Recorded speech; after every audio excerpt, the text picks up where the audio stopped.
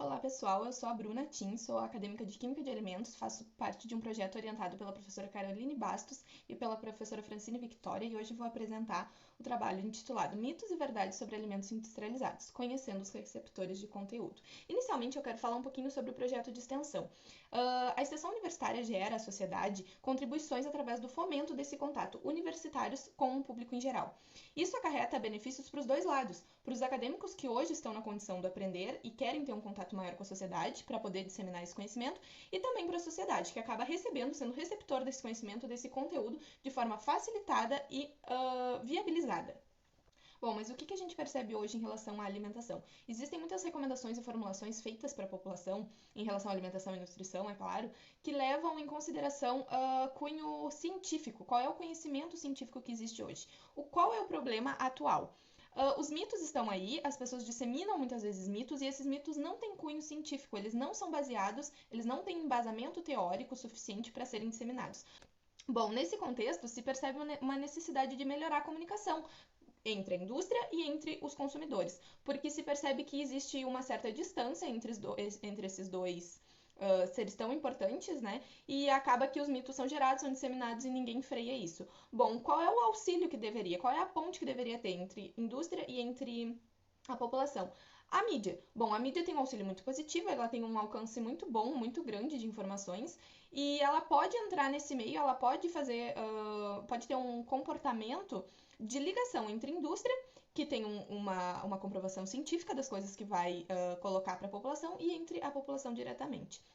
Bom, qual é o problema da mídia? Muitas vezes ela acaba disseminando também os mitos. Então aí o consumidor se pega pensando o que realmente é verdade, o que realmente é mito. Então a gente deve ter muito cuidado com o que a gente dissemina através dessas redes sociais, porque as redes sociais têm um alcance muito grande.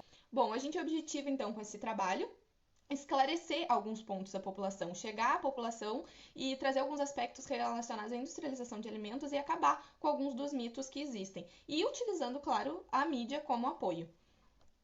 A metodologia, então, foi baseada através de um formulário que foi criado, um formulário do Google, disseminado pelas redes sociais, aonde se inicialmente perguntou sobre algumas coisas específicas, como faixa etária, como escolaridade da sociedade que estava participando, e posteriormente se teve 3 questões mais específicas em relação ao assunto que a gente está abordando. Então, entrando nos nossos resultados, a primeira percepção que a gente teve é que o nosso público foi majoritariamente do gênero feminino. Depois a gente uniu 2 dados, que são da faixa etária e da escolaridade, e observou que a gente alcançou uma população muito ampla, não só a nossa população próxima, que seria nossos colegas universitários, mas também uma população diferente do nosso âmbito acadêmico. Bom, em continuidade, a gente percebeu que mais da metade da população apontou que todo alimento industrializado é adicionado de produto químico. E o pior, que conservantes químicos fazem mal à saúde. E esse dado traz um mito muito forte. A gente também percebeu que uma boa parte da população consome alimentos industrializados com algumas ressalvas, pelo que eles apontaram.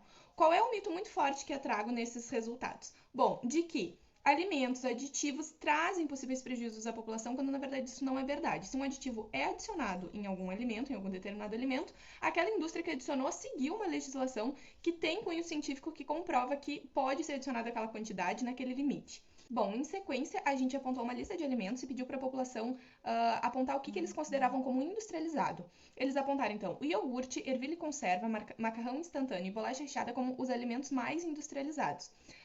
Qual é o problema? Atualmente existe um rápido e frequente aumento de obesidade, de diabetes e de diversas doenças crônicas. E a população associa esse fato aos alimentos industrializados, quando na verdade isso é um mito. Um alimento industrializado não é unicamente exclusivo causador de alguma doença crônica. Uma pessoa que tenha essas doenças tem uma série de fatores que vão acarretar essa doença e muitas vezes os mitos disseminam que são os alimentos industrializados os únicos culpados por essas doenças. Bom, na sequência a gente utilizou a mesma lista para perceber que os ovos, o mel, o queijo do tipo colonial e os cortes carnes foram apontados como os alimentos menos industrializados. São menor parcela da população considera esses alimentos como industrializados.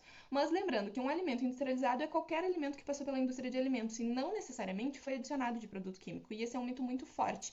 A gente conclui então que existe um forte e errado pré-julgamento da maioria dos entrevistados em relação a esse grupo de alimentos e que a percepção dos consumidores em relação a isso se alia à falta de informação que existe sobre os alimentos industrializados.